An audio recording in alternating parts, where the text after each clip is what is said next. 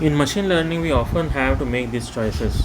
Which model should we use? Which degree of polynomial should we choose? What value of k should we use in KNN? What regularization strength should we use?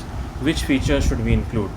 So these choices are called as model selection,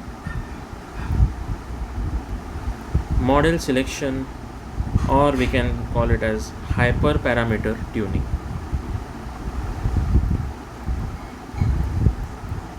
Model selection or hyperparameter tuning. The problem is that these choices cannot be made only using the test cases or test set again and again. Why? Because the test set is supposed to represent the final unseen world. If we repeatedly use it to make the decisions, then it is no longer unseen. So we divide the data into three parts. First, we have the training set. Training set is used to fit the model parameters. Then we have a testing set or test set, which is the final unbiased evaluation. And we have a validation set. Now what does this validation set do? This validation set helps us to choose the models or hyperparameters. As a real life analogy, consider this. Training set is like your K. Training set is your study material.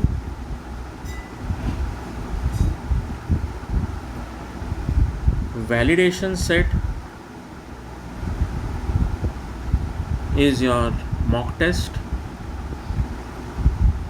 and test set is your final exam. So suppose we have 100 days of data.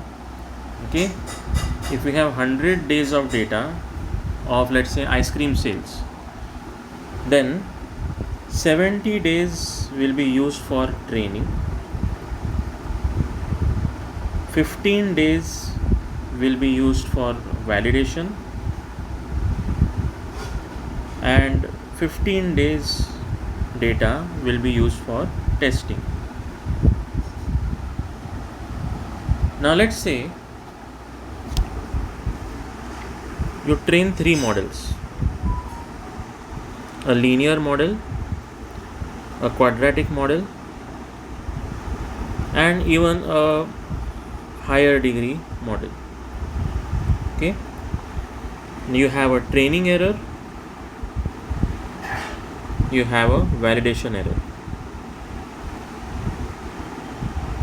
Let's say the training error for the linear model is 5.2 units, validation error is 5.5 units. Let's say for the quadratic model, the training error is 3.1 units and validation error is 3.4 units. Let's say for high degree polynomial, the training error is 0.2 and validation error is 8.9. Which one will you choose? You will definitely, if you were not aware of the validation error, you would definitely choose the high degree model. However, this is a red flag because it has a high validation error. That means it may be overfitting. Okay, so in that sense, quadratic model has lower validation error than linear model and it does not overfit like the high degree model. So we may go for the quadratic model in this case. So this video was just to explain or introduce you to the concept of validation set.